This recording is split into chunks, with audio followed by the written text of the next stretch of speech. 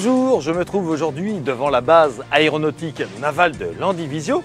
Cette base a été inaugurée en 1965 et elle comporte deux simulateurs. Un premier simulateur de super étendard et un deuxième simulateur unique en son genre puisqu'il s'agit du simulateur Rafale. Et justement, je vous propose de les découvrir aujourd'hui. Suivez-moi. Alors, à quoi ça sert un simulateur? Eh bien, un simulateur, ça sert à former de jeunes pilotes aux navigations aériennes, mais ça permet également de former des pilotes aguerris à de nouvelles tactiques de combat aérien ou d'engagement au sol. Un simulateur a un autre avantage, c'est qu'il permet de se rendre d'un point géographique à un autre en un seul clic souris. On gagne un temps énorme car on peut mettre le pilote directement dans la situation de combat ou la situation tactique désirée. Je vous propose donc de découvrir ce qu'est un simulateur en commençant par le simulateur super étendard. Ce simulateur existe depuis 1978 et il a quelques caractéristiques qui lui sont propres. La première, c'est qu'il tient dans une seule et même pièce, séparée par des cloisons vitrées. Sur ma droite, nous avons donc une cabine montée sur vérin. Cette cabine, pour la petite anecdote, a été faite à partir d'un vrai morceau de cockpit de super étendard qui a été ensuite monté sur cette cabine à vérin. Ici, nous avons le pupitre du contrôleur ou de l'instructeur avec ses différents cadrans de contrôle. Et derrière, nous avons la salle des calculateurs qui tient dans un espace réduit. Venez voir avec moi, ça va faire un peu de bruit, mais on écoute. Voilà, on y est. Vous voyez tout de suite la différence de bruit. Nous sommes ici donc dans la salle des calculateurs. Et il n'y a qu'une seule rangée de calculateurs. Et ce sont des calculateurs avec des racks. Alors les premiers calculateurs, c'était des calculateurs de marque Mitra. Je ne sais pas si pour ceux qui connaissaient, cela peut évoquer quelque chose, la marque Mitra. Et ensuite, ils ont été changés, ça a évolué. Et on a échangé ces calculateurs Mitra par des calculateurs, des ordinateurs équipés de puces PowerPC. Voilà pour ce qui est du super étendard. Le voir, c'est bien, le tester, c'est encore mieux. Et nous allons donc le tester en conditions réelles de vol, c'est-à-dire en enfilant une tenue. Alors voilà, donc, je me trouve en présence d'un maître de Wally qui va nous décrire brièvement la tenue du pilote que nous allons enfiler aujourd'hui.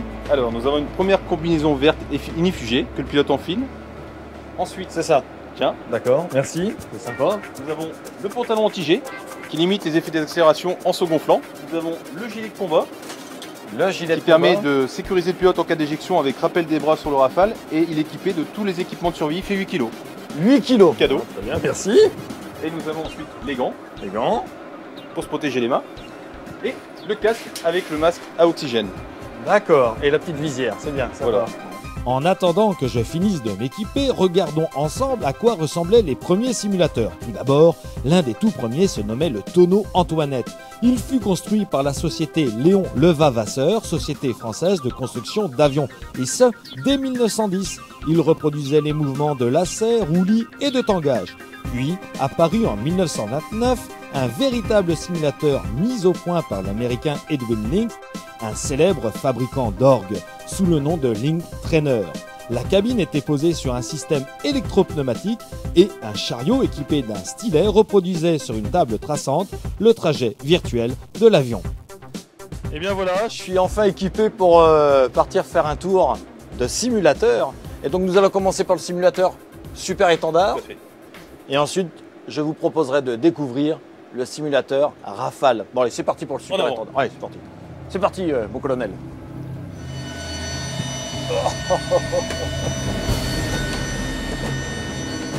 Alors la mise en place est assez... Je monte à son siège. Hein. Oui. Voilà. Alors faut pas écraser les instruments. Éviter de s'accrocher. Et nous sommes donc à bord du simulateur. Et là, tout est en analogique. Hein. Ici, alors voilà, c'est parti pour un test de ce simulateur sous les conseils du maître de Wally. Et effectivement, une fois enfermé dans la cabine, dans le cockpit, et devant tous ces interrupteurs, on s'aperçoit de l'intérêt de ce simulateur. Et comme c'est pas très bien éclairé, qu'on a la tenue, les gants, eh bien on s'aperçoit très vite qu'il faut s'habituer à repérer un petit peu à l'aveugle avec des automatismes la position ou les positions des bons interrupteurs à actionner au bon moment. Je me prépare à décoller. Il faut comprendre également que dû à la limitation technologique des années où a été construit ce simulateur, l'affichage est sur un petit écran en tête haute, en position tête haute, en face du pilote. Ce qui limite le sentiment d'immersion dans la simulation. Alors pour compenser cette limitation technologique, les vérins ici trouvent toute leur justification. Et au final, cela donne réellement une bonne impression de vol à bord d'un avion. Comme ça jusqu'à 1500 pieds, ta hauteur est à droite, actuellement tu vas arriver à top 900 pieds, donc tu te mets à 1500. En résumé, ce simulateur permet de se familiariser aux différentes positions des boutons, des commandes, et donc aux différentes séquences d'actions à effectuer durant les décollages, les atterrissages ou les engagements de cible. Toutes les pannes peuvent être également déclenchées depuis la salle des moniteurs, et évidemment, tout l'armement du super étendard est ici disponible. Alors contrairement au simulateur Rafale que nous allons bientôt découvrir, il ne permet pas par exemple de vol en formation. Là tu peux virer à droite maintenant pour venir sur un cap 260. Alors je vire pas la droite au cap 260. Oula, j'ai viré un peu fort, hein, mais alors il faut m'excuser, c'est mon premier vol de simulateur. Il est temps pour nous maintenant de nous rendre au CEIPM pour découvrir le simulateur Rafale.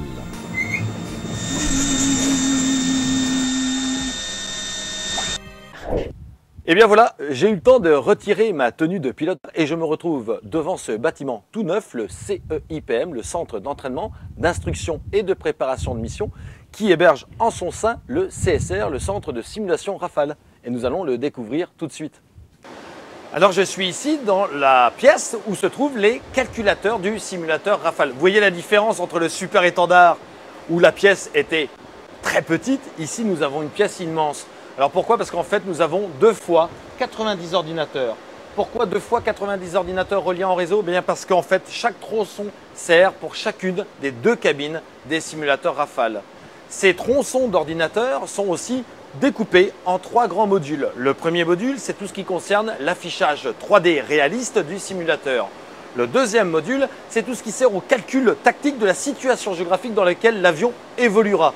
Et le dernier module, ça sert en fait à tout ce qui est l'affichage des appareils ou des équipements qui équipent la cabine de simulation Rafale. Chaque facette du Saphir, cette grosse géode que nous allons découvrir, a besoin de 4 cartes graphiques pour afficher une image sur une facette. Je vous propose maintenant de descendre juste en dessous, à l'étage inférieur, pour découvrir la cabine du simulateur Rafale, l'une des cabines du simulateur Rafale. Et bien voilà, nous nous trouvons donc dans la pièce où se trouve la cabine d'un des simulateurs Rafale. Elle est donc ici à gauche et en face nous avons la géode Saphir avec les 8 facettes.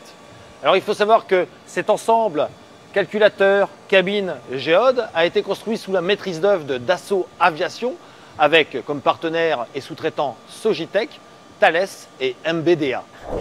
Me voici donc sous cette fameuse géode appelée le Saphir qui est équipée de 8 panneaux.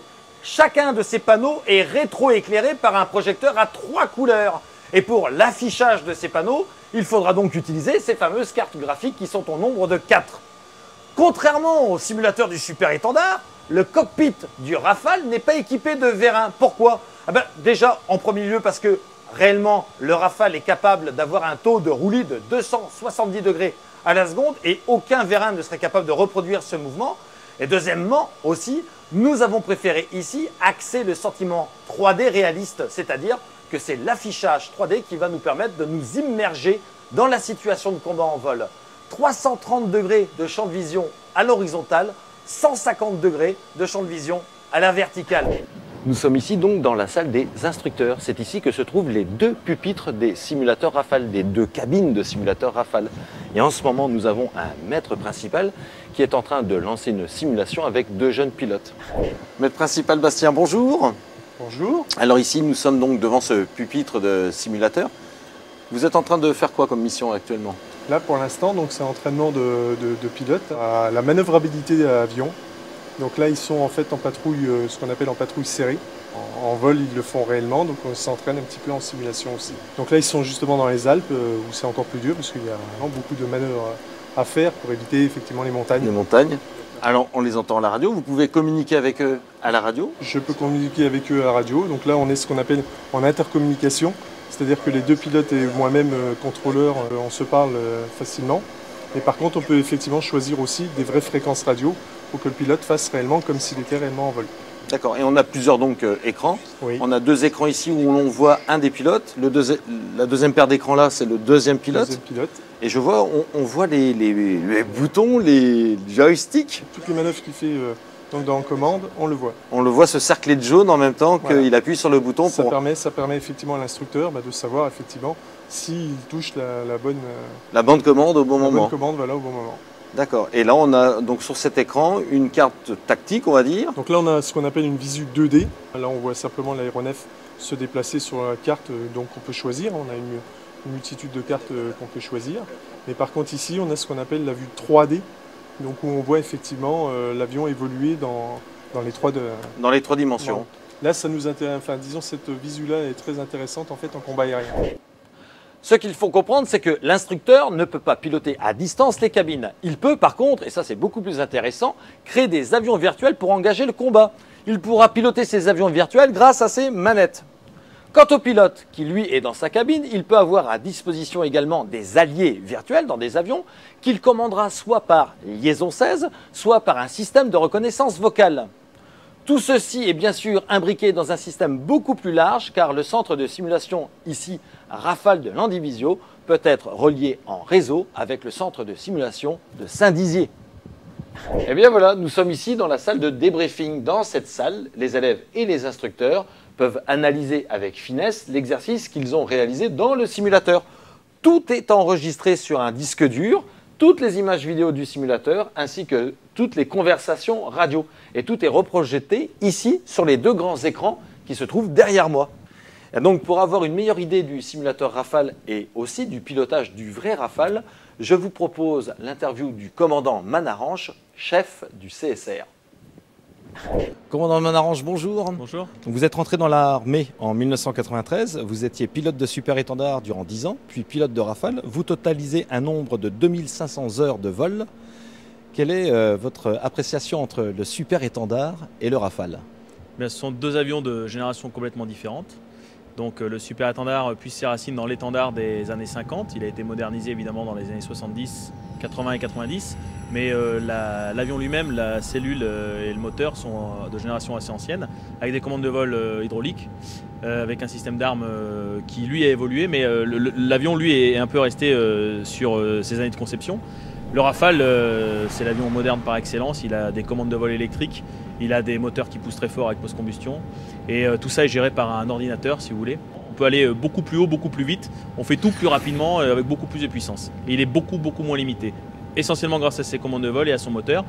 Quant au système d'armes, c'est également ce qu'il y a de plus moderne. Ça fournit au pilote ce qu'on appelle une ESC, Situation Awareness, c'est-à-dire le pilote sait exactement où il est par rapport à son domaine d'action. Alors, par rapport à l'avion Rafale, le vrai avion Rafale, qu'est-ce que vous pensez de ce simulateur? Alors le simulateur, je dirais, est une copie conforme de ce qui se passe en l'air, aussi bien pour les commandes de vol que l'armement, et la visualisation également. C'est-à-dire que la France a été modélisée, on vole exactement sur le territoire français avec les bons reliefs, bonnes routes, bonnes voies ferrées, tout est géoréférencé au bon endroit. La seule chose qu'on ne peut pas simuler, parce que nous ne sommes pas dans une centrifugeuse, ce sont l'accélération, les G. Donc quand on prendrait 5, 6, 7 G, 8 G sur un Rafale qu'on sentirait, eh bien ici on ne le sent pas, on a juste l'anti-G qui se gonfle, le siège qui bouge un peu, qui nous pousse dans le dos quand on accélère, mais la seule impression que ça bouge, que ça va vite ou que ça tire très fort, c'est dans le visuel qui lui est exceptionnel, qui va suivre très bien, mais les G on ne peut pas les simuler. C'est la seule limitation du Rafale, donc en combat aérien, ça ressemble au combat aérien mais sans les facteurs de charge. Sans le facteur de charge. Pour tout le reste, aussi bien les commandes de vol que ce qu'on voit dehors que la plateforme de tir, c'est le Rafale. Si vous pilotez le simulateur, vous pilotez un Rafale. Voilà la différence entre le super-étendard, le simulateur super-étendard et le simulateur Rafale. C'est la même différence qu'entre les avions, c'est-à-dire ils marquent leur âge. Le simulateur super-étendard a été créé avec le super-étendard, donc la vision est assez réduite, on ne voit que sur l'avant. Néanmoins il est mobile, contrairement à celui-là. Il sert surtout au lâcher des jeunes pilotes, à l'entretien de ce qu'on appelle les vols sécu pour s'entraîner aux pannes, et également lorsqu'on découvre de l'armement, on va le découvrir au simu. Ce n'est pas du tout un simulateur tactique. Le simulateur Rafale est un simulateur où on fait tout ce que je vous ai déjà dit, plus toute la tactique. On peut voler avec d'autres avions, on peut voler contre d'autres avions, on peut ravitailler, on peut avoir de la liaison 16 sur un AWACS, on peut apponter sur Charles de Gaulle. Tout le domaine de vol est couvert, tout le spectre des missions est couvert. En fait, les puissances de calcul modernes, ont permis ça. Ont permis ça. Alors quel est l'intérêt de garder le simulateur Super Étendard? Eh bien, le simulateur est lié à la vie de l'avion. Donc le Super Étendard sera en service jusqu'en 2015, donc le simulateur suivra l'avion jusqu'en 2015. Donc ce qui veut dire que le simulateur dans lequel on se trouve aujourd'hui, cette cabine, enfin l'ensemble du simulateur Rafale, poursuivra sa durée de vie jusqu'à la fin de la vie de l'avion, qui est prévue, on ne sait même pas quand, mais il y en a peut-être pour une trentaine d'années, il y aura le simulateur qui accompagnera. D'accord. Eh bien écoutez, commandant, je vous remercie et je vous souhaite un bon vol. Merci bien. Bon, eh bien c'est parti, je ne pouvais pas terminer cette émission sans tester avec une tenue complète le simulateur Rafale. Donc le maître Charles de Wally va m'assister, m'aider à rentrer dans la cabine du simulateur. C'est par là, hein? Vas-y, vas-y. Alors voilà, je mets bien mes pieds au milieu. Au milieu du siège, pour pas déclencher le siège. Donc comme ça et comme ça. Alors je m'installe dedans. Voilà. Là je suis bien. Voilà. Alors effectivement, hein, là c'est plus du tout pareil lorsqu'on est dans la tenue du pilote. On pourra même dire dans la peau du pilote, l'impression est différente, on est un peu plus oppressé, on va dire, si on n'a pas trop l'habitude. Le fait d'avoir le casque sur la tête, la tenue autour de soi harnachée, ça donne aussi un sentiment de sécurité. Mais on a quand même, pour les gens qui seraient peut-être un peu claustrophobes, une impression d'être serré, d'être vraiment pris au piège, comme on dit, dans la cabine. Alors voilà, c'est la lanière que vous cherchez, maître de Wally. Là j'ai l'impression que c'est une situation assez délicate que nous vivons en ce moment. Alors, alors je me lève comme ça. Voilà, je lève la jambe aussi comme ça. Alors voilà, la lanière a été trouvée. Alors voilà, le temps pour moi de m'équiper avec ces gants spéciaux. Ce sont des gants faits dans une matière spéciale pour les pilotes de Rafale, n'est-ce pas maître? Ils sont faits donc pour pouvoir toucher les écrans tactiles sans embêter le pilote. Ils n'ont donc pas de couture sur le bout des doigts. Et le dessus des gants est fait pour pouvoir essuyer les écrans tactiles. Allez, je ferme la verrière, c'est bientôt parti.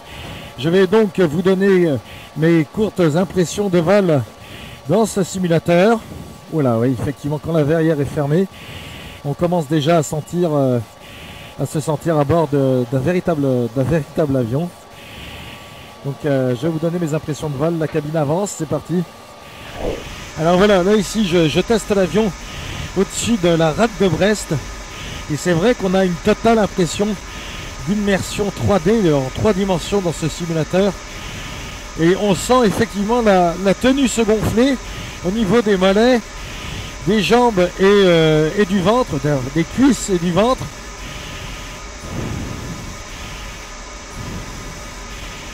Ouais, c'est impressionnant.